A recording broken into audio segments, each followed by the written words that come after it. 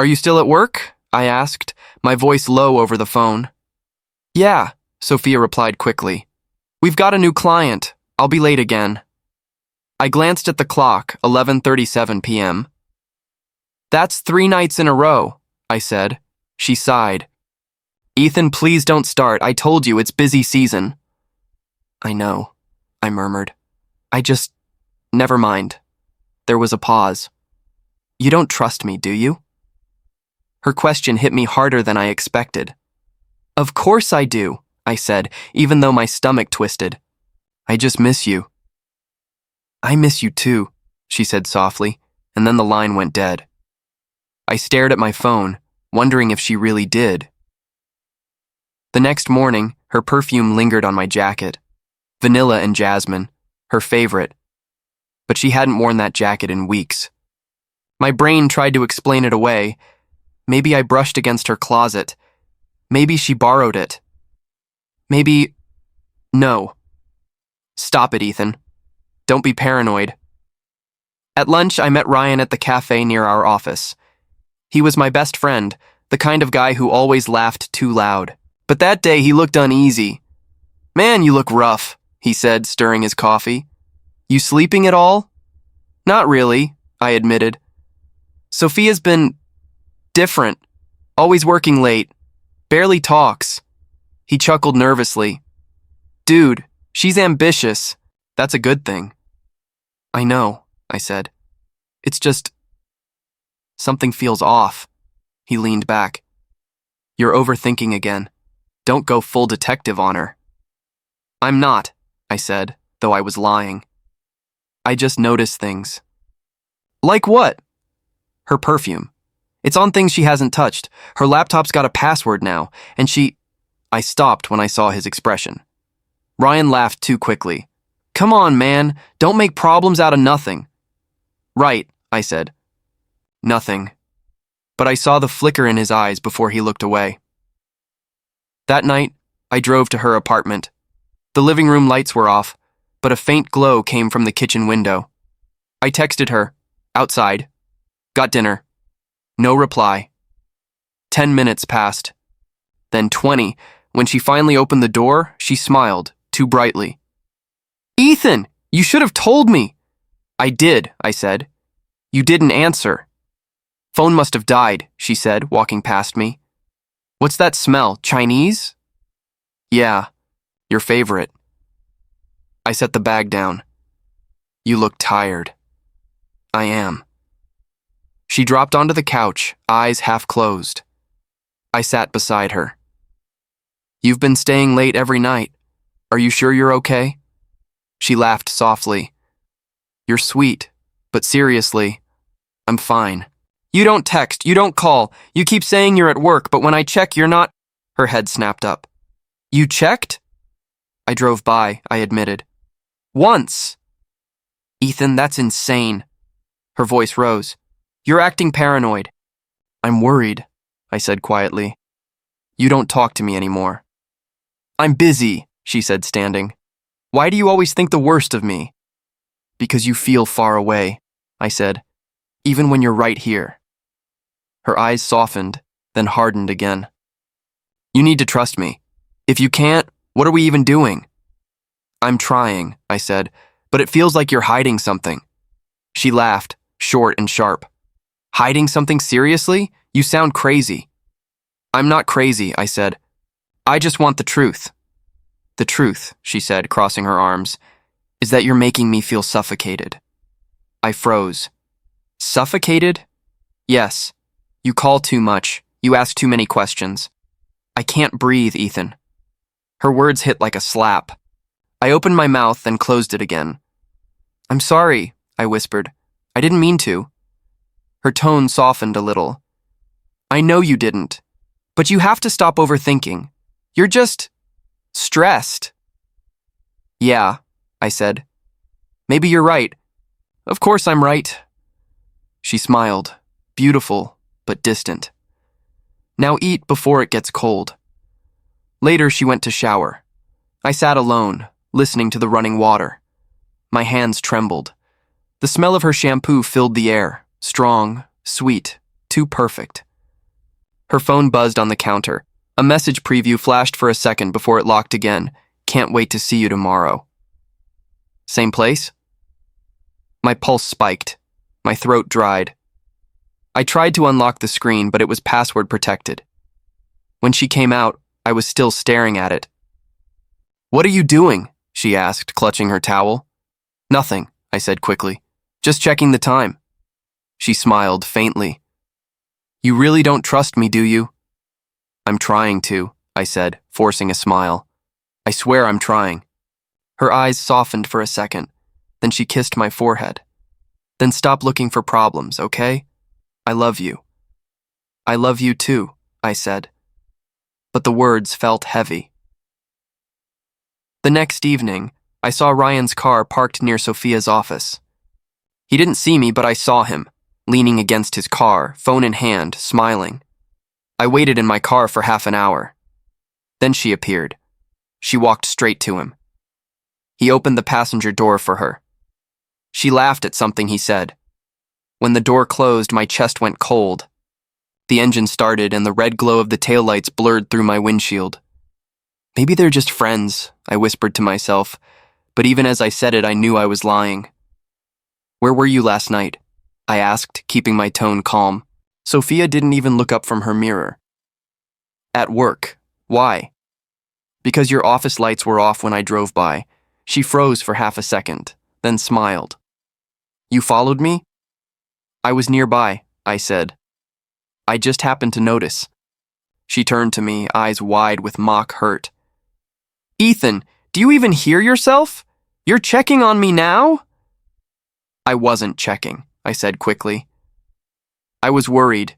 You weren't answering." "My phone died," she said sharply. "God, you always jump to conclusions. I didn't mean to. Just what? You think I'm lying?" Her voice cracked, and suddenly she looked like the one who was hurt. Tears filled her eyes. "No, I don't," I said. "Please don't cry." She wiped her eyes angrily. "You make me feel like some criminal every time you ask a question." "I'm sorry," I whispered. "I didn't mean to make you feel that way." "You always say that," she muttered. "But it keeps happening." I tried to reach for her hand, but she pulled away. "Sophia, I'm just scared I'm losing you." "You're losing me because you don't trust me," she said coldly. "Do you want me to stop working? Is that what you want?" "No, of course not. I just want honesty." "I am honest," she shouted. "You're the one imagining things." I swallowed hard. "Then tell me what's really going on." She looked at me for a long moment, then sighed. "You know what's going on? I'm exhausted. I'm trying to build a future for us and all you do is accuse me." Her voice softened again, trembling just enough to make me feel guilty. "I'm sorry," I said again, hating how weak I sounded. "I'll stop overthinking." "Good," she said, "because this," she gestured between us, "won't survive if you keep doubting me." I nodded. "You're right." She smiled faintly and kissed my cheek. "I love you, Ethan. Don't ruin this with paranoia." "I won't," I said, forcing a smile. But her words echoed long after she left the room. The next day, Ryan texted, "Can't hang out this week. Too much work. That was strange. He never said no to a beer night." I called him anyway. "Hey," he answered, voice rushed. "Everything okay?" I asked. "You sound off."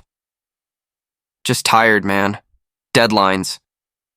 "You and Sophia both have a lot of deadlines lately," I said before I could stop myself. He laughed lightly, too quickly. "What's that supposed to mean?"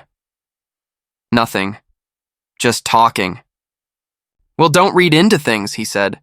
"You always do that." My jaw clenched. "Yeah, I guess I do." There was silence for a beat. Then he said, "Look, I gotta run," and hung up. I sat there staring at my phone, feeling like the walls were closing in. That night, I cooked dinner for Sophia, her favorite, pasta with garlic butter. She came home late again, hair messy, perfume stronger than usual. "Smells good," she said, dropping her purse on the table. "I thought we could eat together," I said. "It's been a while." Oh, that's sweet. She smiled but didn't sit down. But I already ate. With who? I asked before I could stop myself. She gave me a sharp look. With coworkers. You want a picture next time? No, I said quickly. Never mind. See? This is what I mean. She sighed, rubbing her temples. You twist everything into something it's not. I'm not trying to, I said quietly. I'm trying to understand. Well, stop. It's exhausting. I wanted to scream, but all that came out was, I'm sorry. Her tone softened again. Ethan, you're a good guy, but you need to relax. I can't live like this. I know, I said. I'll do better. She kissed my cheek again and went to shower. I sat alone at the table, watching the untouched food grow cold. Later, I heard her humming in the bathroom. Her phone was on the table beside me, screen lighting up with a new message. I wasn't going to look until the words flashed clear enough to read. Ryan. Last night was perfect. Same time tomorrow? My breath caught in my throat.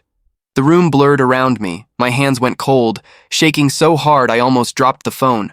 I read it again and again, hoping I'd misread it. But there it was. His name. Her secret. The shower turned off. I panicked, set the phone back exactly how it was, and forced myself to breathe. When she came out, her hair damp, she smiled. Why do you look like you saw a ghost? I'm fine, I said too quickly. She laughed. You're weird sometimes, you know that? Yeah, I said, forcing a weak smile. Guess I am. She leaned down and kissed my forehead. Don't stay up too late. Good night, I said. Good night, love. When she turned away, I watched her walk down the hall. The air felt heavy, like the truth itself was pressing on my chest. I tried to convince myself it wasn't what it looked like. Maybe Ryan sent it as a joke. Maybe she didn't reply. Maybe... But the word perfect echoed in my head over and over until it broke something inside me. I lay awake that night, staring at the ceiling, trying to remember when love had started to feel like poison. Ryan leaned against his car after work, waving at me. Need a lift? You look like hell, man. Yeah, I said, forcing a tired smile. Didn't sleep much. He grinned, though his eyes flickered. Still worrying about Sophia? Trying not to, I said, opening the passenger door. Thanks for the ride. No problem. He started the engine. You two good now? I stared out the window. We talked. She says I'm paranoid. He laughed lightly. Told you, man. You stress too much. Maybe. My voice sounded hollow. She said she loves me. I want to believe her. You should. Sophia's solid. Yeah, I said quietly. Solid. The silence between us felt heavy. The radio hummed softly, some old love song that made my chest ache. Then something caught my eye. A glint of silver near my feet. I reached down and picked it up. A bracelet, delicate, engraved with a small letter. S.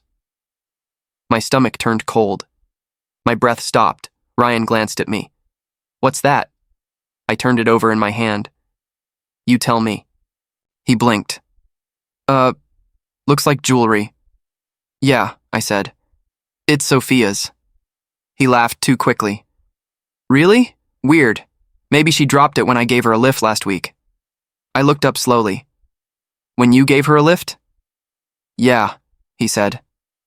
She needed a ride home from the office. No big deal. I stared at the bracelet, the tiny scratches, the way the engraving shimmered. I'd bought it on her birthday. I remembered her smile when I clasped it on her wrist. Now you're mine, she'd whispered back then. Now it felt like poison in my hand. I tried to keep my voice steady.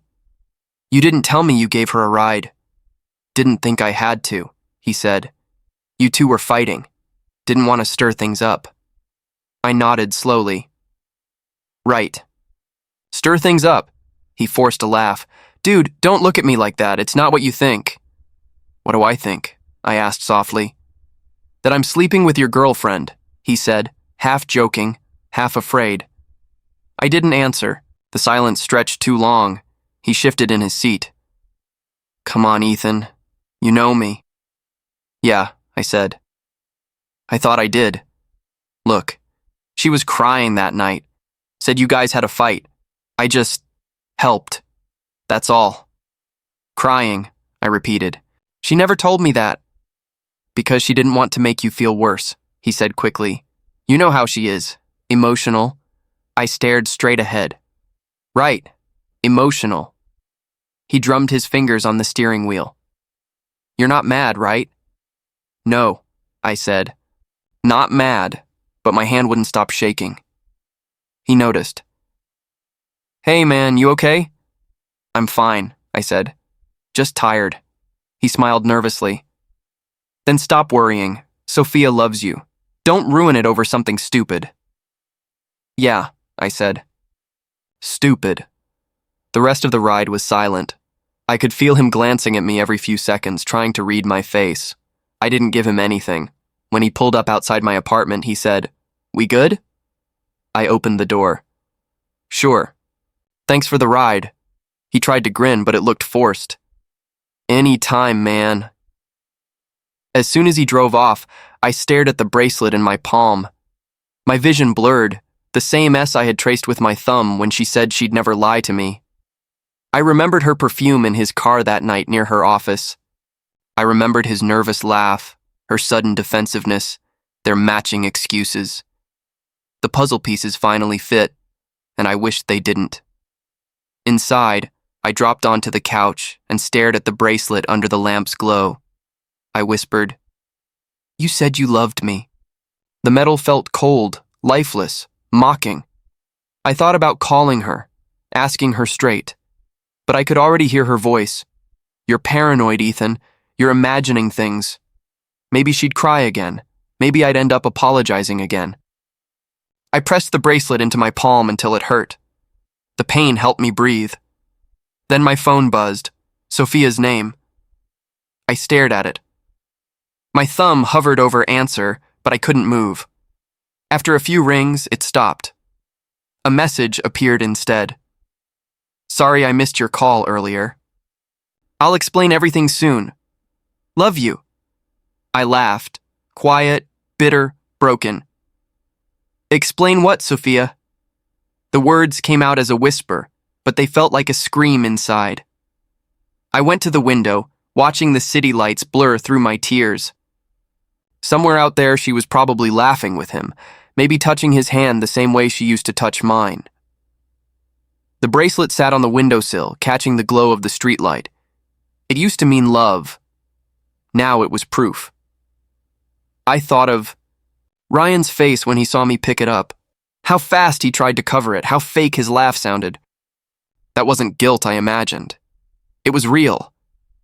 My hands curled into fists. The shaking stopped. I whispered to myself, Now I know.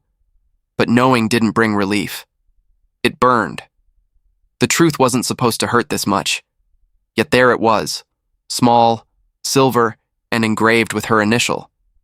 And I realized something I couldn't unsee. Love doesn't disappear quietly. It leaves evidence. I waited until she came home. The sound of her keys in the lock made my heart pound like it wanted out of my chest. Sophia, I said quietly. She froze halfway through the door. Hey, she said carefully. You're up late. Yeah, couldn't sleep. I held up the bracelet. Recognize this? Her eyes flicked to it, then to me. Where did you get that? In Ryan's car, she blinked. What? That's impossible. Then explain it. He must have found it somewhere, she stammered. Maybe I dropped it weeks ago. Stop lying, I said. My voice sounded calm, but my hands were trembling. Just stop! She looked away. Ethan, you're scaring me. No, Sophia, I said. You've been scaring me. Every late night, every excuse, every time you laughed when I asked if something was wrong. Tears filled her eyes. You don't trust me anymore. Because you gave me reasons not to, I snapped. You think I'm blind? She wiped her face. Ryan and I... Her voice cracked. It just happened, okay? I didn't mean for it to. The words slammed into me. My chest tightened, and for a second, the room tilted. You didn't mean to, I whispered. That's all you have to say? She covered her mouth, sobbing. I was lonely. You changed, Ethan. You got distant, cold, like you stopped trying. I laughed bitterly. You think I changed? I was fighting for us while you were in his bed. It wasn't like that, she cried. Then what was it? I shouted. A mistake? A joke? Something to make your nights less boring? She flinched. Don't say that. You said it, I hissed. You said I got boring. So tell me, Sophia, was betrayal exciting enough for you? She broke down, sinking to her knees. I'm sorry. Please, Ethan, I made a mistake. I'll end it. I swear I'll fix this. I stared at her. The woman I thought I loved, now crying at my feet, felt like a stranger wearing her face. Fix it? I said quietly. How do you fix something you shattered? She crawled closer. We can start over, please. I love you. Love, I repeated. You don't love me. You love how I made you feel when it was easy. She reached for my hand. Ethan, please don't walk away. We can talk about this. I pulled back. No. You had months to talk. You chose secrets instead. Her sobs filled the silence. My heart twisted, but something inside me had gone numb. I never wanted to hurt you, she whispered. You did, I said. Every time you lied, you killed something between us. She shook her head. You don't understand. Ryan and I... Don't, I cut her off. Don't say his name again. Her lips trembled. I'm sorry. I believed in you, I said. Even when everything told me not to. And you turned that belief into a joke. Please don't leave, she begged. We can fix it, Ethan. I'll do anything. I looked around the apartment, the photos, the coffee mugs, the empty promises hiding in every corner. It all felt fake now. I can't stay here, I said. She grabbed my arm. Don't go, not like this! I looked down at her hand. You already decided how this ends, Sophia. I'm just catching up.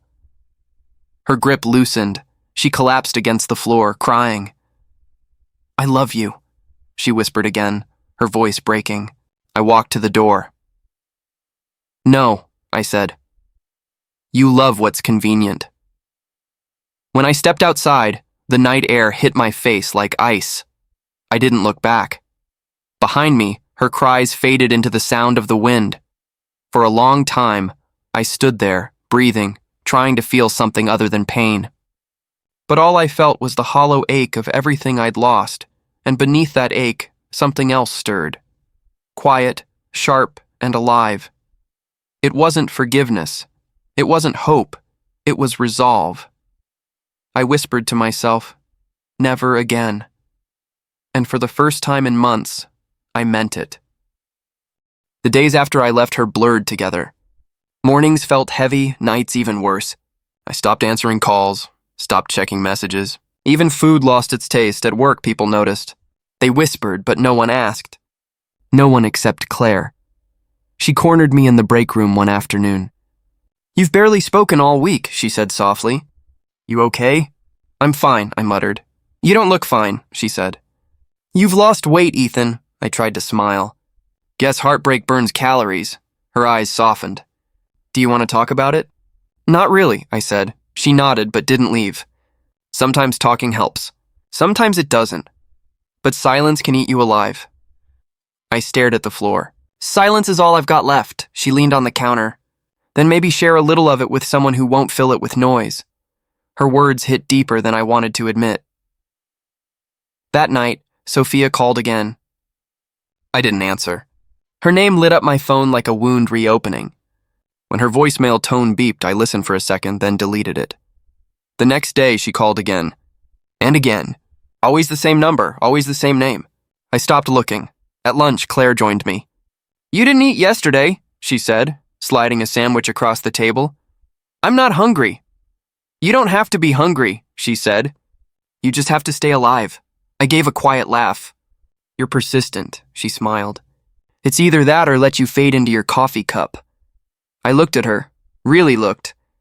Her hair was messy, her sleeves rolled up, eyes tired but warm. Why do you care? I asked. She shrugged.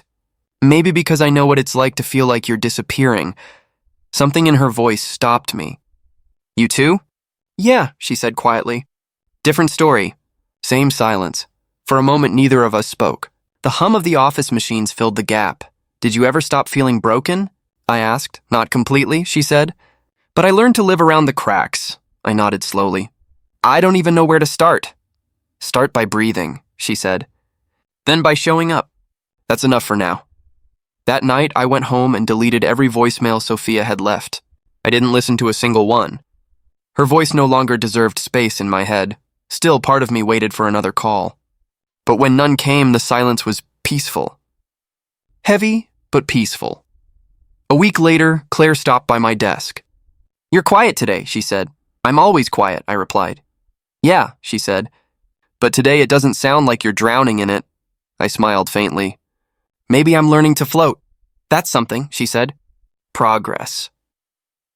Later, I found myself telling her more than I'd planned. About the bracelet, the lies, the look on Sophia's face when I walked out. Claire didn't interrupt. She just listened. When I finished, I said, I keep replaying it all. Like if I could just see the exact moment it went wrong, I could fix it.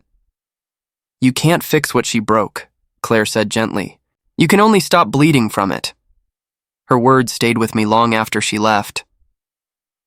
That night, I sat by the window, staring at the city lights. I didn't cry. I didn't curse. I just sat there. For the first time, the silence around me didn't feel empty. It felt like a wall, one I needed between me and her. The next morning, I blocked Sophia's number. It didn't hurt as much as I expected. At work, Claire smiled when she saw me. You look lighter, she said. I deleted her voice, I replied. Good, she said softly. Now maybe you'll hear your own again, I nodded. Maybe. For the rest of the day, we talked about everything except pain. Movies, bad coffee, stupid office jokes. It felt strange, normal even. When I got home that night, my phone was silent. No calls, no messages, no ghosts. For the first time, silence didn't feel like loneliness. It felt like freedom. I didn't plan on going. I almost turned around twice before walking into the restaurant. It was a small reunion for college friends, people I hadn't seen in years. The laughter, the clinking glasses, the smell of cheap wine, it all felt distant. Like I didn't belong there anymore. Then I saw them, Sophia, Ryan, standing side by side near the bar, pretending not to notice me. Ryan's hair was shorter, his shoulders tense. Sophia's smile froze the moment our eyes met. The sound around me faded, replaced by the slow, dull thud of my heartbeat. Claire leaned close and whispered, Is that her? Yeah, I said quietly. That's her. Do you want to leave? No, I said. Not this time. Ryan saw me first. His face twitched like he'd seen a ghost. Ethan, he said, forcing a grin. Hey, man. Been a while. I raised my glass slightly.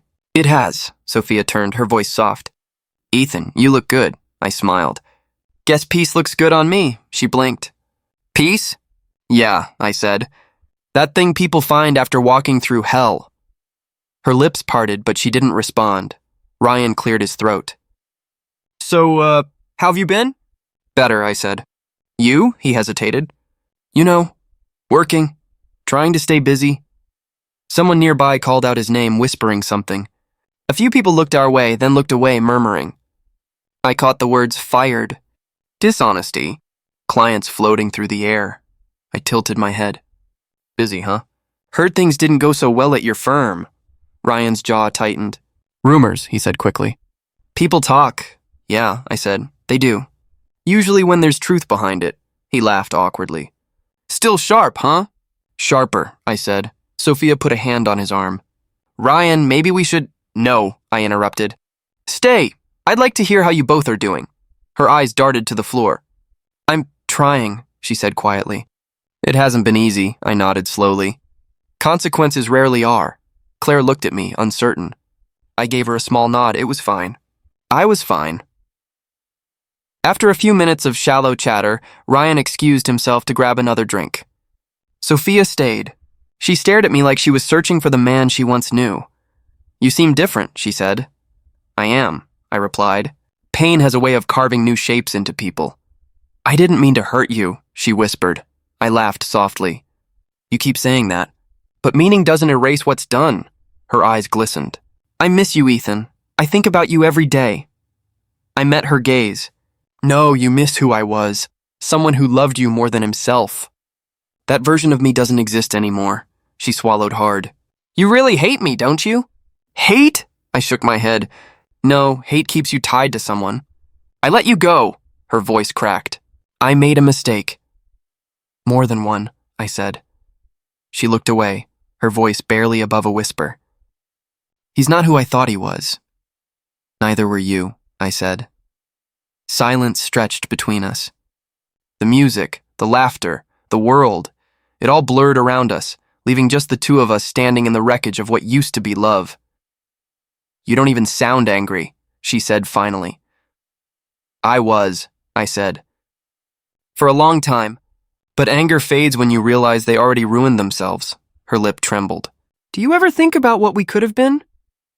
I smiled faintly. "No, I think about what I became because of what we were."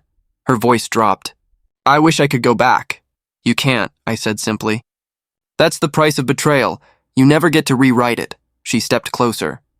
"Ethan, please, just tell me you don't hate me." I met her eyes. "I finally understand what peace feels like without you." For a second, she froze. Then she exhaled, shaky and broken, as if the air itself had turned against her. "I deserved that," she whispered. "Yeah," I said. "You did," Ryan returned, holding a drink he didn't touch. His eyes were tired, the kind of tired that comes from guilt you can't shake. He muttered something to Sophia, but she didn't answer. I turned to leave. "Ethan," she said behind me. "You really moved on, didn't you?" I paused. "No," I said. "I grew up." Outside, the night air felt cleaner than it had in months. Claire caught up with me, her heels clicking against the pavement. "Are you okay?" she asked. "Yeah," I said. "For the first time, I actually am," she smiled. "You handled that like a pro," I shrugged. "Guess it's easy when the mask finally falls." We walked to her car in silence. Behind us, laughter spilled from the restaurant, but it sounded hollow now. I looked at the sky, the stars faint behind city haze, and whispered, "Karma doesn't need my help anymore." I sat at my desk, pen in hand, staring at a blank sheet of paper. My apartment was quiet, except for the hum of the refrigerator. I exhaled and wrote, "Sophia, I don't know why I'm writing this. Maybe I need to get it out more than you need to read it." I paused, looking at the words. Then I continued. "I remember the mornings when your hair smelled like coffee and sunlight. I remember laughing over stupid things, holding you close. I believed in us, in you, and I was wrong." I muttered to myself, "Damn it, this still hurts." I wrote on, "I trusted you. I defended you. I forgave you even when I shouldn't have. And all you did was make choices that shattered everything. I wanted to scream, to cry, to beg you to stay, but I realized none of that matters." The pen trembled in my hand. I stopped, shaking my head. Why am I still trying to explain? I kept writing, "I'm not angry anymore. Not for you. I forgive you. Not because you deserve it, but because I deserve peace. I'm done carrying the weight of your choices." The words felt heavy, but freeing. I read it aloud to the empty room. "You're free, Ethan, let it go." I folded the letter carefully, then stared at my sink. A small matchbox lay nearby from some old candles. My fingers found a match, struck it, and held it to the paper's edge. The flame caught, curling the corner into black. Smoke rose, carrying my words into nothingness. I watched it burn, turning to ash, my chest tightening, then easing. When the last piece of paper crumbled, I whispered, "Finally." The apartment felt lighter. Air moved differently. I felt something I hadn't in months. Relief. A knock at the door startled me. "Coming," I said, surprised anyone would visit at this hour. Claire stepped in. She didn't ask what happened. Didn't press. She just smiled softly, holding a small bag of takeout. "Thought you might want dinner," she said, setting it on the table. "Thanks," I said quietly, my throat tight. She sat beside me on the couch. "You okay?" I shook my head, then laughed faintly. I think I am. I just let go of something I shouldn't have carried for so long. She nodded. Good. You deserve that. I wrote her a letter, I said. Told her everything I couldn't say. Then I burned it. Her eyes met mine, calm and steady. Sounds like you sent it to yourself first. Yeah, I admitted. Forgiveness isn't for her. It's for me. I finally understand that. She smiled faintly. That's a big step. I leaned back, staring at the ceiling. I keep thinking about the mornings, the laughter, even the pain. Every memory, every lesson, it's mine now, not hers. You can carry it without it hurting you, Claire said.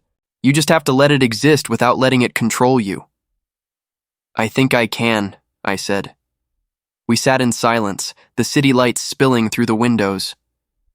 The sounds outside felt distant, soft, almost protective. Claire nudged my shoulder gently. You're not alone, you know, even when it feels like you are. No, I said. Not anymore. I picked up my glass of water. It's strange. I thought freedom would feel loud like fireworks. But it's quiet, calm, simple. I didn't know peace could be so silent, she nodded. Sometimes the quiet is the loudest part of healing. I smiled just a little. Yeah, silent. That's exactly it. The letter's ashes still rested in the sink, tiny reminders of the fire I'd put to my past. I didn't feel bitterness anymore. Didn't feel pain twisting in my chest. Only quiet, only light. Claire didn't ask what I burned or why. She didn't need to. She just stayed beside me like a steady presence in a world that had gone crazy for months. For the first time, I didn't feel like a stranger in my own life. I can finally sleep tonight, I said, quietly, almost to myself. You should, Claire said. You've earned it. I nodded, watching the city lights fade behind the blinds. The silence wasn't empty. It was mine. For the first time in months, I didn't feel alone, and that was enough. The phone rang late one evening. I wasn't expecting anyone, and the screen lit up with an unfamiliar number. Hello? I said cautiously. Ethan? It's Lily. Sophia's sister, a soft, nervous voice said. I froze. Lily? Oh, wow. I didn't mean to call you. Wait, I interrupted. It's fine. Go ahead. There was a pause. I don't know if you've heard, but Sophia and Ryan, they broke up. I leaned back in my chair, feeling the tension drain. Really? Yeah, she said. Apparently Ryan cheated on her too. I mean, it's messy, but... I chuckled softly, the sound foreign in my own ears. Life has a sense of humor, doesn't it? I guess, she said hesitantly. I didn't want to tell her, but I thought you might want to know. I shook my head, smiling faintly. Thanks. I appreciate it, honestly. I don't wish her harm, just... Distance? Distance? She asked, confused. I exhaled. Let her figure out her own mess. I've already gone through mine. Karma doesn't need my help anymore. Lily was quiet for a moment. You're surprisingly calm about it. Months of hell tend to teach you how to breathe through fire, I said. Funny thing is, I can finally laugh about it. She laughed softly, too. Good for you, really. You deserve it. Thanks, I said. Tell her. I hope she learns, and maybe she'll be a better person someday. But not around me. That's fair, Lily said. I'll pass it along. We said goodbye, and I hung up. The line clicked, leaving me alone in the dim light of my apartment. I sat in silence for a few moments, staring at the city lights through the window. Neon reflections danced on the glass, flickering like memories I no longer wanted to chase. I smiled, letting the breeze from the open window touch my face. You survived it, Ethan, I whispered. And you came out stronger. I thought of the bracelet, the lies, the letters I never sent. All of it. Pain, betrayal, sleepless nights. It had led me here. To a quiet understanding that I didn't need revenge. I didn't need anger. I only needed to move forward. I poured a glass of water and sipped it slowly, listening to the distant hum of traffic. Each car passing felt like a reminder that life keeps moving. People make mistakes, get hurt, and sometimes the universe takes care of the rest. Claire had stopped by earlier that week. Her presence reminded me that kindness still existed. Some people didn't hurt you, and they were worth keeping close. I leaned back, letting my head rest against the cool window pane. Karma, I said aloud, smiling faintly, comes quietly, doesn't it? Lily's words echoed, "You survived. You deserve peace." I thought of Sophia, thinking she still held power over me. She didn't. She never would again. Her choices, her lies, they were hers to carry. I traced the rim of my glass and whispered, "Distance is enough. Peace is enough." The city lights flickered like tiny beacons. In their glow, I realized I had learned something important. Pain can be transformed. Betrayal can sharpen you rather than break you. And sometimes, survival itself is triumph. I chuckled softly again, quieter this time, like a secret between me and the night. "Strong," I said, testing the word. "I'm strong." For the first time, it wasn't a claim or a wish. It was a fact. I watched the streets below, alive and moving, and felt a calm I hadn't known for months. The ghosts of the past lingered, but they had no power here. I whispered, almost to the city itself.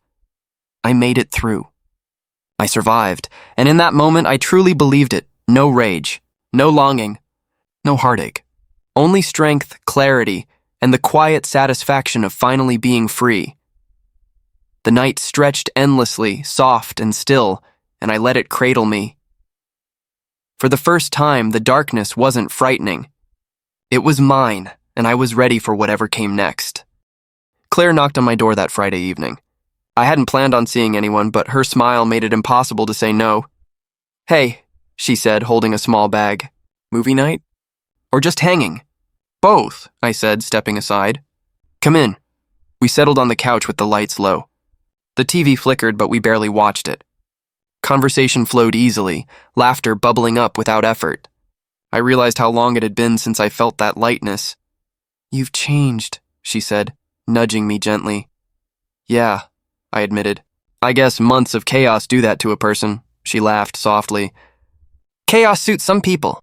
You, though, you're calmer now, stronger." I leaned back, smiling faintly. "I'm trying to be, one step at a time."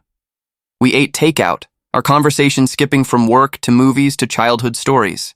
I felt the weight of the past lifting with every shared laugh. Later, we stepped outside to the balcony.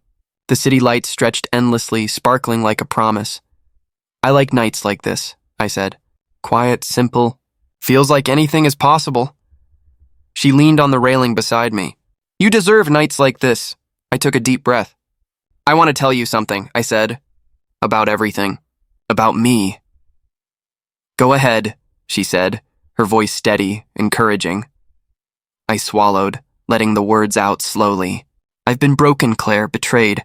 I thought I'd never feel safe again. I thought I'd never trust anyone.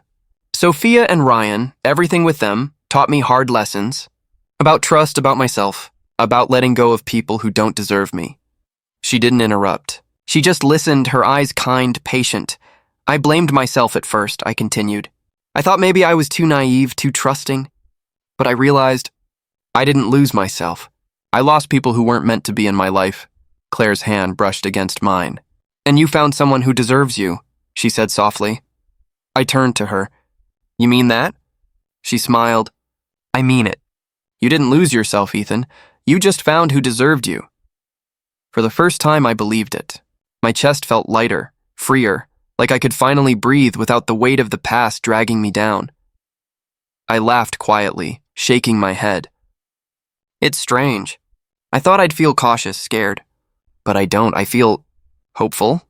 "Hope is good," she said, squeezing my hand gently. "It means you're ready to live again."